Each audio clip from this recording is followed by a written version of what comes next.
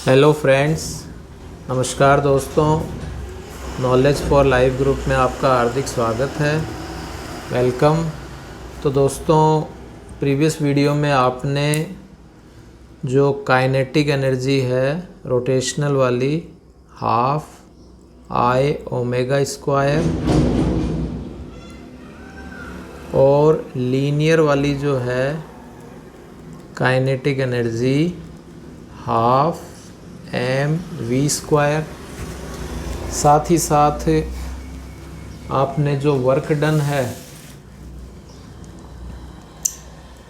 जो F into D x होता है, यदि रोटेशनल मोशन हो तो टो इंटू डी थीटा हो जाएगा। ठीक है, इससे रिलेटेड। और angular momentum L R cross P vector, या एंगुलर मोमेंटम ये रोटेशनल हो गया, लीनियर ले लेते हैं तो R जो मोमेंटम लीनियर है वो ये P वाला हो जाता है। इसी प्रकार इसको हम R इंटू P, या फिर हम इसको दोस्तों या फिर हम इसे R into m v, p को आप एम वी लिख सकते हो। ठीक है, तो ये बन जाता है, फिर m है तो आप इसको J इक्वस टू या L equals to I omega भी बोल देते हो। ध्यान, इसको हम J equals to I omega कैसे बोलेंगे कि linear momentum conservation law P equals to M V और L इक्वस टू एम की जगह I हो जाएगा और V की जगह ओमेगा हो जाएगा। यदि मोमेंटम कंजर्व्ड है, मोमेंटम कंजर्व्ड है तो इसे लीनियर मोमेंटम कंजर्वेशन लॉ बोल देते हैं।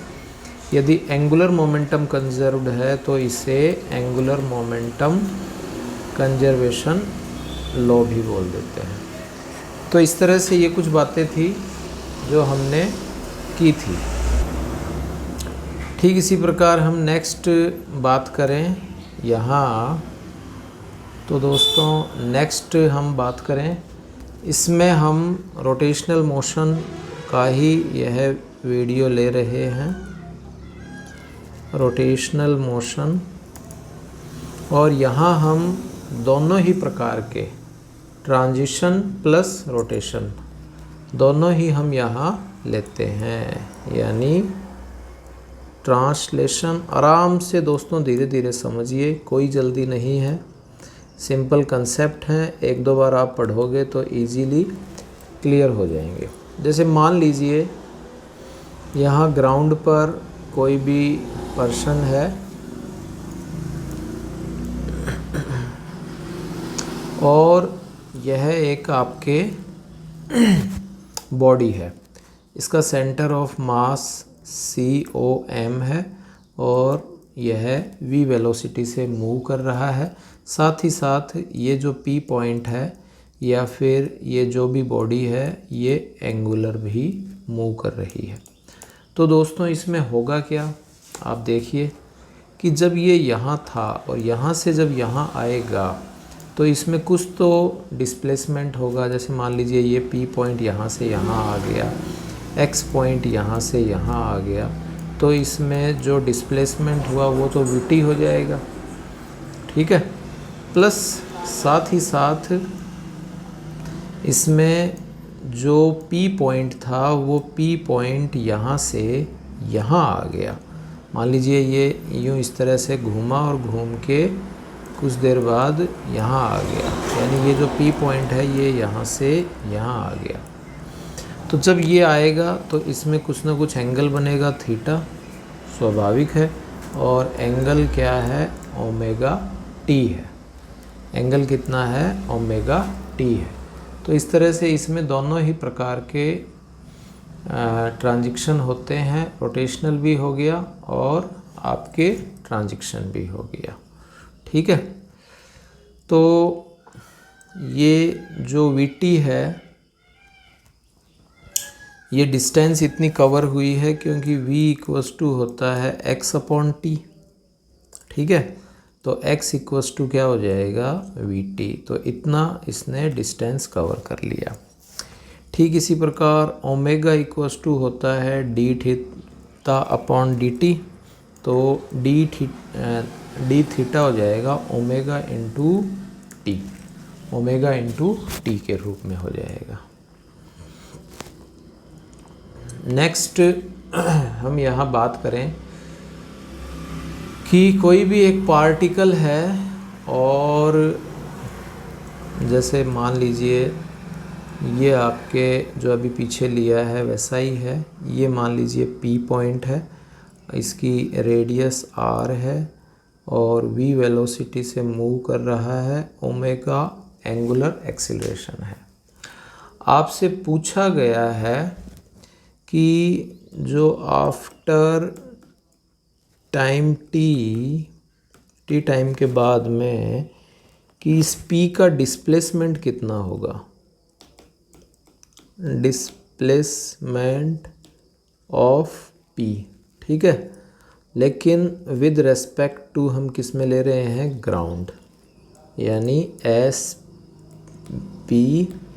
आपको मेज़र करना है। SPG जो है वो मेज़र करना है। आराम से समझिए कि ये हमने एक रिंग या डिस्क ली है। ठीक है, स्फेयर लिया है और ये जो स्फेयर है ये यूँ इस तरह से कोई भी पाथ है उसमें मूव कर रहा है, एंगुलर भी हो रही है, रोटेशनल भी हो रही है और साथ ही साथ इसमें ट्रांजिशनल भी हो रही है। दोनों ही प्रकार का मोशन हो रहा है। तो इसमें दोस्तों देखो क्या होगा, और ध्यान दीजिए और समझिए कि जब यह स्टार्ट में P पॉइंट यहाँ है, आफ्टर सम टाइम क्या होगा, ये जो P पॉइंट है ये यहाँ आ जाएगा या और ऊपर आ जाएगा। तो इसके सेंटर से जो डिस्टेंस है वो तो ये R ही रहेगी। ठीक है, सेंटर थोड़ा सा ऊपर ले लिया क्या, ये वाली भी R है, ये वाली भी R ही रहेगी। अब आप देख रहे हो दोस्तों, ये जो P पॉइंट है ये यहाँ आ जाता है, यानी y अक्ष में ऊपर की तरफ y डिस्टेंस कवर कर लेता है। y अक्ष में ऊपर की तरफ y डिस्टेंस कवर कर लेता है। कितने एंगल हुआ, थीटा एंगल। तो ये वाला आपको आप जानते हो r cos थीटा हो जाएगा, और ये वाली जो डिस्टेंस है यानी ये एंगल थीटा है। ठीक है, इसको मैं थोड़ा सा और बड़ा बना लूँ तो आपको समझ में आ जाएगा, लाइक दिस। इसी को ही यही है, इसको मैंने 3x कर दिया जूम। तो यहाँ ये पॉइंट है, ये y डिस्प्लेस्ड हो गया। ठीक है, रेडियस r है, एंगल थीटा है, तो ये हो जाएगा r cos थीटा और ये हो जाएगा r sin थीटा। तो ये टोटल डिस्टेंस r है, तो हमको तो केवल यही वाली चाहिए, तो ये हो जाएगी r minus r cos theta. ठीक है, सॉरी, ये वाली जो यहाँ से यहाँ तक यही तो ट्रायंगल लिया जा रहा है ना, यही ट्रायंगल लिया जा रहा है, थोड़ा कन्फ्यूजन नहीं करें। ये यहाँ से यहाँ तक जो है ये वाला है r cos थीटा और ये है r sin थीटा। ठीक है, ये ऊपर वाला r cos थीटा है दोस्तों, यही वाला r cos थीटा है। तो इसमें हम जब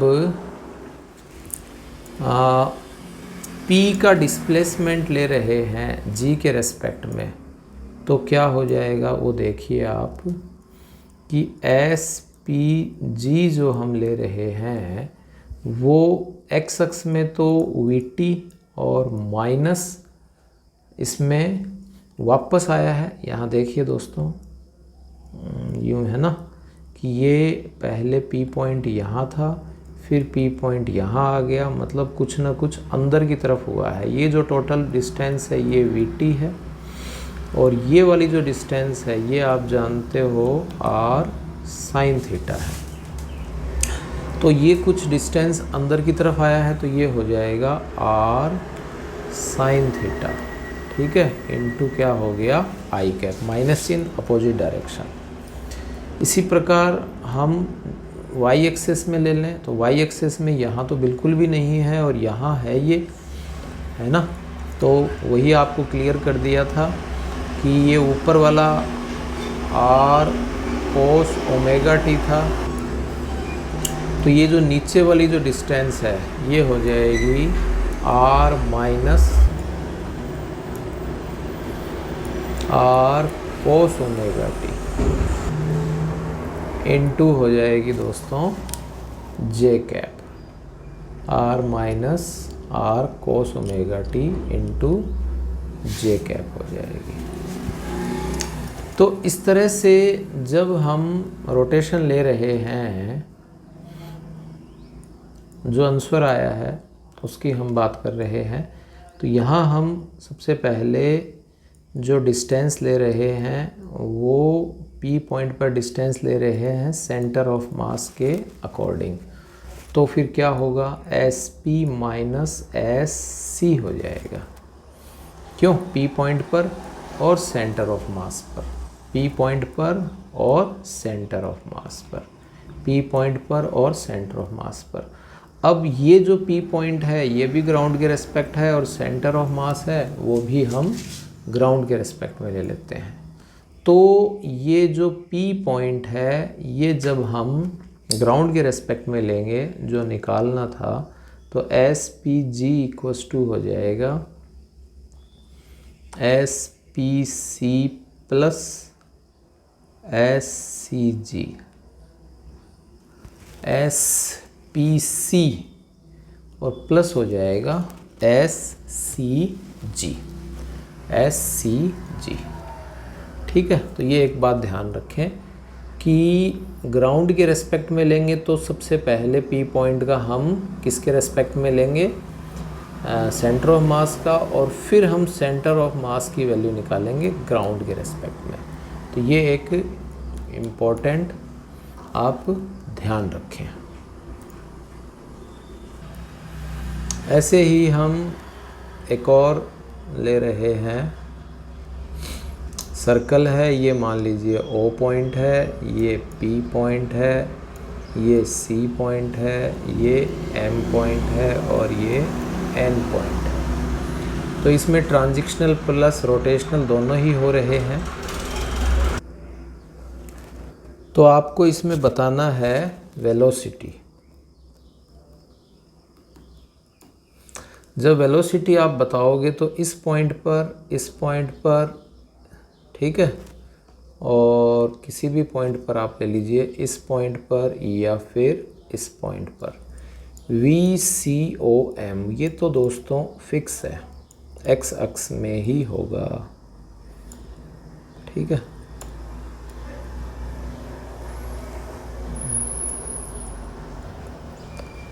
VCOM, और जो भी आपके ओमेगा वेलोसिटी से जब ये है राउंड कर रहा है तो इसका ये पार्टिकल इधर जाएगा, यानी कि R ओमेगा, क्लियर। इसमें ये इधर जाएगा R ओमेगा, इसमें इसके अपोजिट डायरेक्शन में जाएगा R ओमेगा, और इसमें ऊपर की तरफ जाएगा R ओमेगा। क्यों?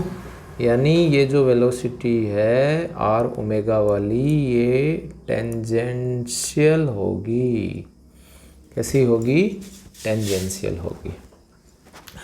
अब O पॉइंट की बात करें तो O पॉइंट पर जो VCOM है प्लस R ओमेगा है, वो दोनों के दोनों ऐड हो जाएंगे। यहाँ दोस्तों आप देख रहे हो लाइक दिस, VCOM और R ओमेगा, ये परपेंडिक, ये हो जाएगा नेट, और नेट के लिए आप ले लोगे √VCM प्लस R ओमेगा, यहाँ भी स्क्वायर और यहाँ भी स्क्वायर हो जाएगा। ठीक है, इस पॉइंट के ऊपर दोनों अपोजिट हैं, ज़्यादा में से कम वाला माइनस कर दीजिए और इसमें भी वैसा ही हो जाएगा। क्लियर? तो इसके अकॉर्डिंग यदि कोई आप न्यूमेरिकल लेना चाहें तो इजीली ले सकते हो। वैल्यू जो है ओमेगा की यदि कोई वैल्यू आपको गिवन कर दे तो आप वो वैल्यू रख लेना। सेंटर ऑफ मास से रिलेटेड जो आपकी वैल्यू यहाँ दे दे तो वो आप रख लेना। ठीक है, तो आपका उससे इजीली हो जाएगा, नो प्रॉब्लम।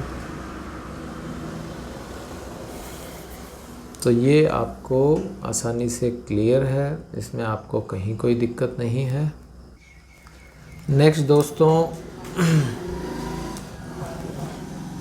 ये हम सॉल्व नहीं करेंगे, डायरेक्ट ही मैं आंसर लिखूँगा और कभी भी इस तरह की कंडीशन आए तो आप इजीली सॉल्व कर लेंगे। Centre of mass velocity v है, ओमेगा p है, यानी लीनियर और एंगुलर दोनों ही प्रकार की वेलोसिटी है। पार्टिकल स्टार्ट में कहीं भी था, मान लीजिए p पॉइंट पर था, आफ्टर सम टाइम ये q पॉइंट पर आ जाता है, तब हम इसको पूरे को सॉल्व करने पर और जो रिजल्टेंट वेलोसिटी है vr वो आएगी दोस्तों 2v sine theta upon 2v sine theta upon 2। ये आप ध्यान रखें। थीटा की वैल्यू आपने यहाँ जैसे इसको 30 डिग्री ले लिया तो 30 रख लेंगे, 90 ले लिया तो 90 रख लेंगे, 180, 270 या 360। तो इस तरह से जो भी पॉसिबिलिटीज़ आप लेते हो उसमें यहाँ थीटा की वैल्यू रखिए और आप इजीली आंसर को मेज़र कीजिए, आपका हो जाएगा क्वेश्चन। ठीक है, तो ये इसका प्रूफ किसी अदर वीडियो में मैं आपको बता दूंगा। तो ये आप एक आंसर याद रखें। इस तरह से कभी भी कोई भी सर्कुलर जो बॉडी है, रोटेशनल बॉडी है, दोनों ही हो रहे हैं, एक तरह से रोटेशनल बॉडी है और इसमें ओमेगा एंगुलर वेलोसिटी भी है और लीनियर वेलोसिटी भी है। ठीक है, और जो पार्टिकल है इसके अंदर जो पॉइंट हैं वो थीटा एंगल से मूव कर रहे हैं, तो उसके लिए आंसर आ जाएगा रिजल्टेंट p पॉइंट के ऊपर velocity 2v sine theta upon 2। Next हम दोस्तों बात करें तो वो है एक्सीलरेशन से रिलेटेड। एक्सीलरेशन में आप कभी भी पार्टिकल यूं ओमेगा एंगुलर वेलोसिटी से मूव कर रहा है, सेंटर ऑफ मास पर जो एक्सीलरेशन है वो ACOM हो जाएगा। किसी भी पॉइंट पर जब वो सर्कुलर पाथ में मूव करता है तो उसमें एक सेंट्रीपिटल एक्सीलरेशन और आता है। सेंट्रीपिटल एक्सीलरेशन आप जानते हो r ओमेगा स्क्वायर होता है और एक टेंजेंशियल एक्सीलरेशन होता है, वो होता है दोस्तों r अल्फ़ा। ठीक है, टेंजेंशियल एक्सीलरेशन r अल्फ़ा। तो इस तरह से यह दो एक्सीलरेशन है, एक टेंजेंशियल और एक सेंट्रीपिटल और एक सेंटर ऑफ मास से रिलेटेड ACOM। तो जो नेट एक्सीलरेशन है वो हो जाएगा सेंटर ऑफ मास वाला, सेंट्रीपिटल वाला और टेंजेंशियल। ये तीनों के तीनों आपके हो जाते हैं। ठीक है, तो यहाँ हम जो P पॉइंट है उसको ग्राउंड के रेस्पेक्ट में हम देख रहे हैं, तो ACG प्लस APC ये पीछे किया था आपने। P पॉइंट को यदि हम C के रेस्पेक्ट में ले रहे हैं, सेंटर ऑफ मास के रेस्पेक्ट में ले रहे हैं, तो AP माइनस AC हो जाता है ग्राउंड के रेस्पेक्ट में। तो ये P पॉइंट का जो एक्सीलरेशन है ग्राउंड के रेस्पेक्ट में वो सेंटर ऑफ मास वाला तो हो जाएगा ग्राउंड के रेस्पेक्ट में ACOM, और AC प्लस AT है वो है दोस्तों आपके सेंटर ऑफ मास के रेस्पेक्ट में। समझते जाइए, AP प्लस AC है वो सेंटर ऑफ मास के रेस्पेक्ट में है। अब यहाँ यह बात थोड़ी सी समझने की है कि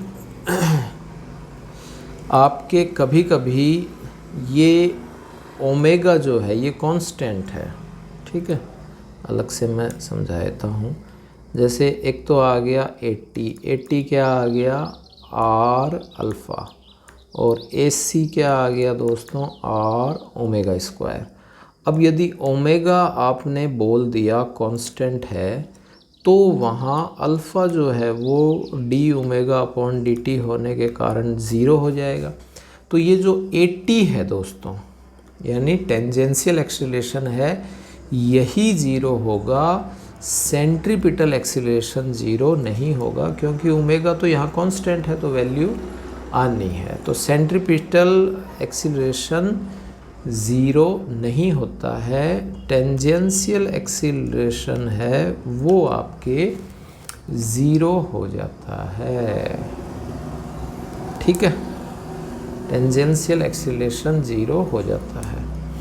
अब ये जो पीछे आपने अभी किया है इसमें जैसे ACOM की वैल्यू दे दी 5 मीटर पर सेकंड स्क्वायर, R की वैल्यू दे देते हैं 1 मीटर, ओमेगा की वैल्यू दे देते हैं 3 रेडियन पर सेकंड, अल्फ़ा की वैल्यू दे देते हैं 2 रेडियन पर सेकंड स्क्वायर। तो इससे हम इजीली क्वेश्चन सॉल्व कर सकते हैं, कोई भी दिक्कत नहीं आएगी। क्लियर दोस्तों? नेक्स्ट हम बात करें वही ट्रांजिशनल प्लस रोटेशनल दोनों, और इसमें हम मोमेंटम की बात करें, इसमें हम काइनेटिक एनर्जी की बात करें, और इसमें हम एंगुलर मोमेंटम की भी बात करें। तो जो पीछे पढ़ा था उसी का ही हम रिवीजन लेंगे, कोई नई चीज़ नहीं पढ़ेंगे। जैसे आपने P लिया था दोस्तों, P नेट, तो ये M1 V1 plus M2 V2 plus इस तरह से हो जाएगा, ठीक है।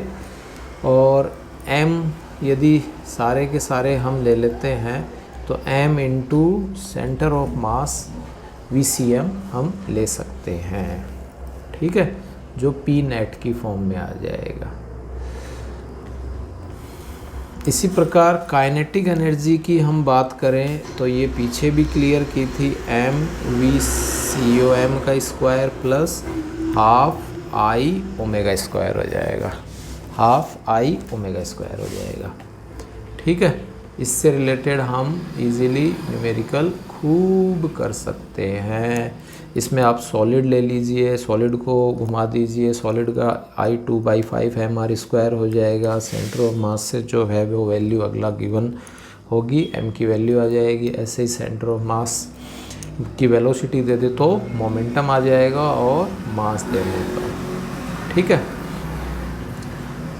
इसी तरह से हम नेक्स्ट यदि यूँ देखें कि एक हाइट है h और इसमें ये एक स्लाइडिंग पाथ है, इस स्लाइडिंग पाथ में यहाँ आपके एक रिंग है और इस रिंग का मास m और रेडियस r है। आफ्टर सम टाइम ये यहाँ आ गया, घूमते घूमते ओमेगा इक्वल्स टू v/r। अब इसमें आपसे पूछा है ओमेगा की value, find the angular speed of ring when it's reach the bottom most point, यानी इस पॉइंट के ऊपर जब पहुंचती है तब इस ओमेगा की वैल्यू कहाँ होगी। ये वाला पॉइंट हो गया टॉप और ये वाला पॉइंट हो गया दोस्तों बॉटम। तो टॉप से बॉटम पर जाती है तो इसमें स्वाभाविक है कि एनर्जी कंजर्वेशन लॉ लगा देंगे, UI plus KI equals to UF plus KF। क्यों? तो UI तो आप दोस्तों जानते ही हो, MGH हो ही जाएगी, KI 0 हो गई, और UF एकदम धरती पर आ गया 0। यहाँ दोस्तों क्या क्या होगा, एक तो हो जाएगी हाफ mv², एक हो जाएगी I ω² हो जाएगी ना, और V इक्वस टू आप ले लोगे R ω। V इक्वस टू दोस्तों आप क्या ले लोगे, R ω। और आप रिंग ले रहे हो तो रिंग के लिए जो मोमेंट ऑफ इनर्शिया होता है वो हो जाएगा mr²। यदि आप डिस्क लेते तो mr²/2, यदि आप स्फीयर लेते तो 2/3 mr² होलो के लिए, और यदि आप सॉलिड लेते तो 2/5 mr² लिख देते। इस तरह से दोस्तों यह सिंपल आपके बन जाता। Clear?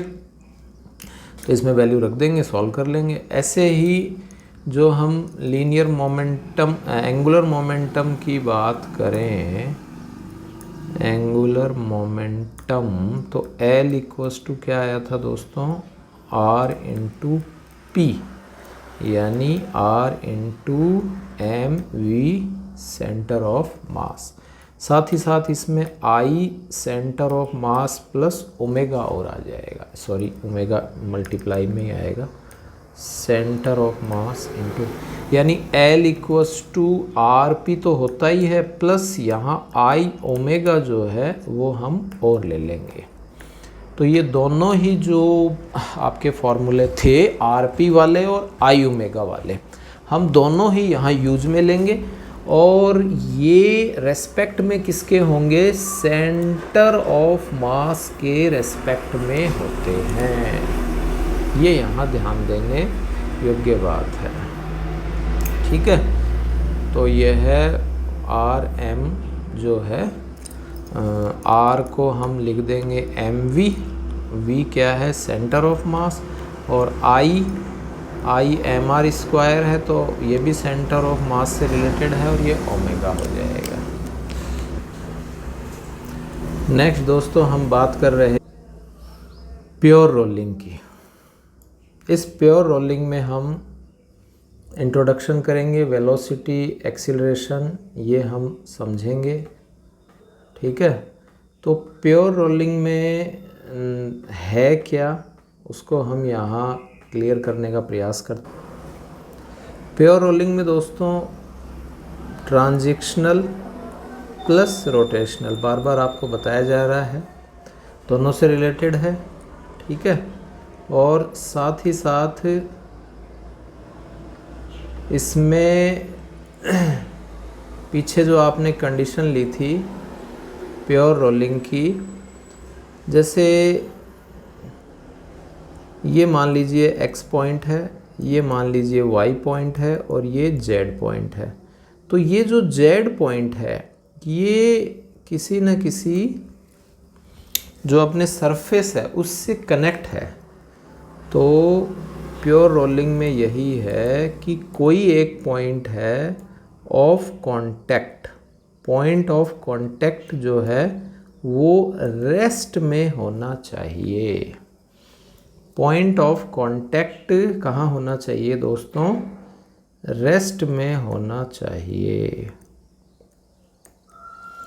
Point of contact rest में होना चाहिए। किसके रेस्पेक्ट में, with respect to platform, with respect to platform. अब वो जो प्लेटफॉर्म है वो हो सकता है आपके ग्राउंड हो, वो हो सकता है कोई व्हीकल हो, ठीक है, वो हो सकता है आपके कोई टेबल हो, एनीथिंग हम ले सकते हैं। तो ये जो पॉइंट ऑफ कांटेक्ट है जो प्लेटफॉर्म के रेस्पेक्ट में है ये ग्राउंड में होना चाहिए। कहाँ होना चाहिए दोस्तों, ग्राउंड में होना चाहिए। कैसे, जैसे मान लीजिए ये जेड पॉइंट है, इस जेड पॉइंट पर वेलोसिटी vc है और यह घूम रहा है ओमेगा एंगुलर वेलोसिटी से, r रेडियस है, ठीक है। सेंटर ऑफ मास पर जो वेलोसिटी है वो VCOM है, ये आप जानते ही हो। तो ये जो z के लिए जो यहाँ हम P पॉइंट ले रहे हैं, 2 पॉइंट हो गए, एक तो ग्राउंड वाला P पॉइंट हो गया और एक इस रिंग वाला Z पॉइंट हो गया। तो VP और VZ दोनों के दोनों क्या होने चाहिए दोस्तों, 0 होने चाहिए। दोनों साथ साथ चल पड़ो, साथ साथ चलो, कोई दिक्कत नहीं है, साथ साथ चलो। लेकिन अब साथ साथ चलेंगे तो क्या होगा, तब भी VP और VZ दोनों के दोनों क्या होंगे, 0 ही होते हैं, नहीं होंगे क्या।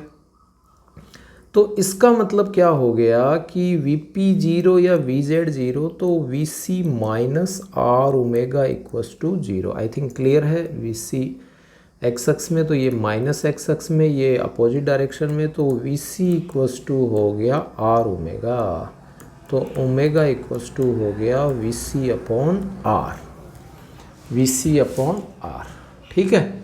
यही मेन कंडीशन है यहाँ आपके समझने की है कि पॉइंट ऑफ कांटेक्ट जो है वो हमेशा रेस्ट में रहना चाहिए, ठीक है। Point of contact remain rest, point of contact remain rest, clear. अब पॉइंट ऑफ कांटेक्ट रेस्ट रहे, इसके लिए दोस्तों प्योर रोलिंग के लिए एक ये कंडीशन भी होनी चाहिए, नो स्लिपिंग। प्योर रोलिंग के लिए स्लिपिंग नहीं होनी चाहिए, ठीक है। क्या नहीं होनी चाहिए दोस्तों, स्लिपिंग नहीं होनी चाहिए। अब इसमें 2-3 कंडीशन हम ले लेते हैं, जैसे ये इधर आपके VC है, इधर आपके R ओमेगा है, ये आप R जानते ही हो। तो यदि VC ज़्यादा होगी, VC is greater than R omega, तब ये आगे की ओर होगा, यानी फॉरवर्ड स्लिपिंग हो जाएगी,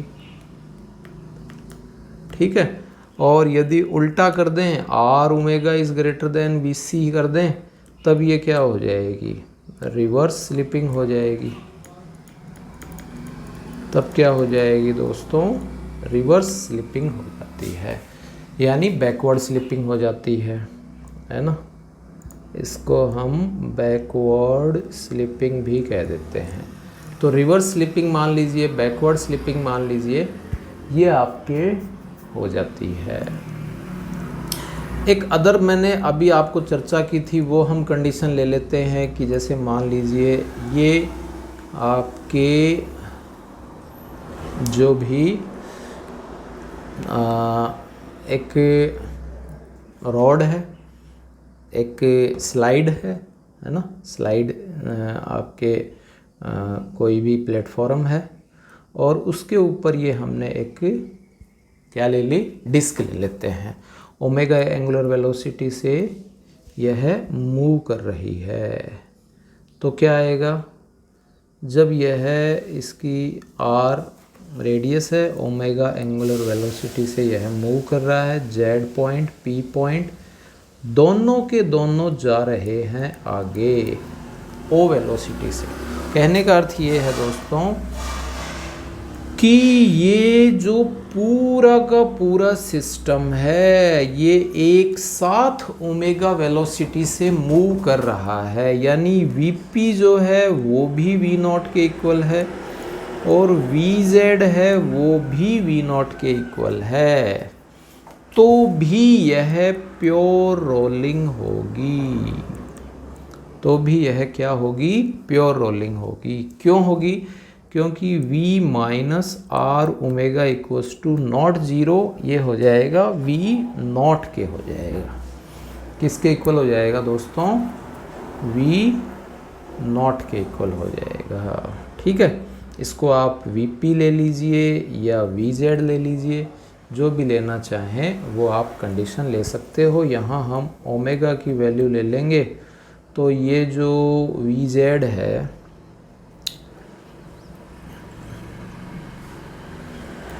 जिसमें यह है, ये इधर चला जाएगा तो ये हो जाएगा VC minus V0 upon R। VC minus यानी सेंटर ऑफ मास से पास होने पर, और V0 अपॉन R हो जाएगा। ठीक है, तो ये आप इसमें ध्यान रखें। अब इसमें दोस्तों कई प्रकार के क्वेश्चन यहाँ ये पूछ लेते हैं कि ये A पॉइंट है, ये आपके B पॉइंट है, ये C पॉइंट है, तो A point, B point, C point पर कहाँ, A पॉइंट पर, B पॉइंट पर, C पॉइंट पर कहाँ आपके वेलोसिटी ज़्यादा होगी। VA is greater than VB is greater than VC, तो ये पीछे आप कर चुके हो। यहाँ R ओमेगा और VC दोनों इक्वल हो जाएंगे। ठीक है, और यहाँ आपके VC और R ओमेगा अपोजिट हो जाएंगे, यहाँ इसके परपेंडिकुलर होंगे। क्लियर है? आई थिंक फिर से समझाता हूँ। जैसे मान लीजिए ये A पॉइंट है, ये B पॉइंट है, ये C पॉइंट है, इस पर तो मिनिमम, इस पर दोस्तों लाइक दिस, तो ये बीच का हो जाएगा, और इस पर दोनों के दोनों एक ही तरफ हो जाएंगे, तो VA is greater than VB is greater than VC हो जाएगा। इसका और इसका डिफरेंस पूछ ले, इसका और इसका डिफरेंस पूछ ले, यानी VA माइनस VB पूछ ले दोस्तों, या VB माइनस VC पूछ ले, या VA माइनस VC पूछ ले, तो भी आप इजीली आपको वैल्यू पुट कर दें तो आप कर सकते हो, उसमें आपको कहीं कोई दिक्कत नहीं होगी। होगी क्या? बिल्कुल नहीं होगी। ठीक है, तो ये आपके प्योर रोलिंग से रिलेटेड जो बातें थी वो हमने यहाँ की हैं। ठीक इसी प्रकार हम एक्सीलरेशन की बात करें, ये भी एक तरह से रिपीट ही है। जैसे यहाँ सेंटर ऑफ मास ACOM, और ये हो जाएगा दोस्तों 80R अल्फ़ा, और यहाँ दोस्तों अंदर की तरफ हो जाएगा ये AR, या इसको हम कह देते हैं AC। अगर ओमेगा की वैल्यू फिक्स रहे, पॉइंट ऑफ कांटेक्ट ये वाला हो गया। ठीक है, इस पॉइंट ऑफ कांटेक्ट पर जो एक्सीलरेशन है वो ज़ीरो है। कौन सा एक्सीलरेशन ज़ीरो है? 80। बट ये कहे कि नेट एक्सीलरेशन ज़ीरो है, वो नहीं है दोस्तों, क्योंकि नेट एक्सीलरेशन क्या है, किसके इक्वल हो जाएगा? AC के, या AR के, या R ओमेगा स्क्वायर के। तो ये एक यहाँ समझने वाली बात है कि नेट जो एक्सीलरेशन है वो इस प्योर रोलिंग में पॉइंट ऑफ कांटेक्ट में ज़ीरो नहीं होगा। क्यों नहीं होगा? क्योंकि उसमें जब यह रोलिंग हो रही है, उस रोलिंग में एंगुलर जो ये सेंट्रीपिटल एक्सीलरेशन है ये ज़रूर बचेगा।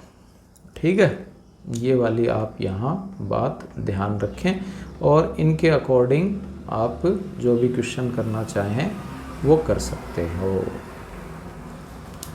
अब इसमें दोस्तों आपके जो भी क्वेश्चन हैं वो बनते जाएंगे, उनको आप करते। तो दोस्तों प्योर रोलिंग से संबंधित लास्ट जो टॉपिक है फोर्स, हम वो नेक्स्ट वीडियो में करेंगे। मुझे आशा ही नहीं, विश्वास है कि आपको ये वीडियो अच्छा लगा होगा। अच्छा लगा है तो चैनल को सब्सक्राइब करें, वीडियो अच्छा लगा है तो इसे लाइक एंड शेयर करें।